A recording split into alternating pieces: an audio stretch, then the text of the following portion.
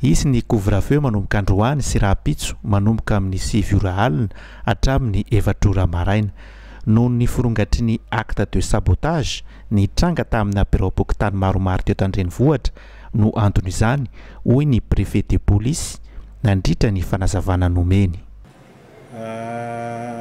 Manoloana an'ireo le acte de sabotage isan-karazany izay miseho lany amin'izao fotoana izao, izay miseho alina moa zany amin'ny toerana maromaro teto Antananarivo dia nandray fepetra zany teto anivon'ny préfecture nandray arrêté zany couvre-feu androany sy rahampitso manomboka amin'ny 7 alina izy io ka hatramin'ny 4 maraina. Tsy eto Antananarivo renivohitra ihany izy io fa tena eto Analamanga mihitsy zany, satria le acte de sabotage zany mety miala an'Antananarivo izy dia mivoaka kely amin'ireo périphérique ireo dia alao raisina zany fepetra eto Analamanga ray manontolo zany dia misy couvre-feu androany alina sy rahampitso alina manomboka amin'ny 7 ka hatramin'ny 4 maraina.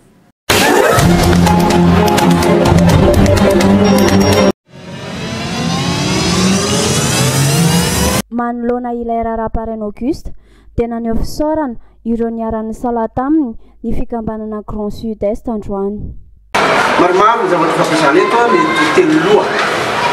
Ny voalohany angamba ataontsika amin'izay farany akaiky indrindra izay voaseho tamin'ny alina. Tsy hiverina amin'ny tantara zahay. Ary makasitraka amin'ireo havana, namana, tapaka izay naharitra mijanona teo amin'ny cybercriminalité kaiky ny bureau BC halina.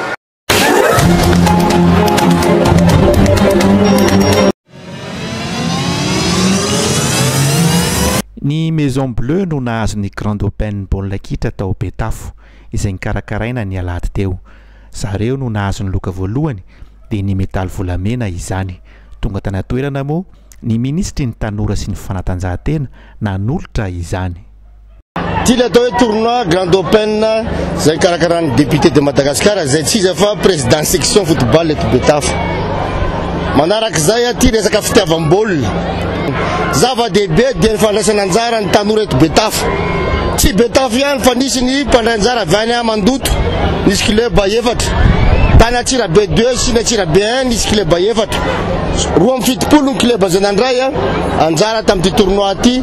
Zava-dehibe aminay dia fanentanana sy fanomezana asa nandray le football eto Betafo. Zany ny tanjona mahatonga anay manetsika ary promessinay hoe ilaina ny ampidirana ny football de masse mba ho any amin'ny fédéral. Ilaina ihany koa fanamboarana le tamboho satria maro ny promesse azonay hoe amboarana le tamboho dia zao ny vahoaka mihitsy no miaraka amin'ny député mandray anjara mitondra ny anjara brika. Hitantsika fa vita zao mivavahady efa mandeha le tamboho tiana ito zany ka ny vidim-pidirana zany amin'izao dia tsy misy fa fandraisana anjara brique roa na ray na tsy manana raha tsy maninona fa lay baolina kitra ny ambony eto Betafo.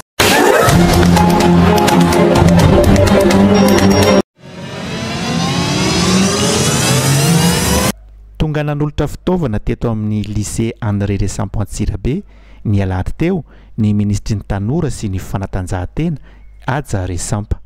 Ho fampiroboroboana fanatanjahantena no antony izao diany izao. Nisy ny fanolorana baolina kitra, nisy ihany koa ny fanomezana fanamiana ary baolina baskety sy ny kanety be ho an'ireo mpitia fanatanjahantena eto Atsirabe. Antony fisafidianako manokana aloha dia ny tanàna ny Atsirabe satria eto amin'ny fatrivakina karatra dia ny tanora mendrika tokoa nolorana an'ity salle de musculation ity.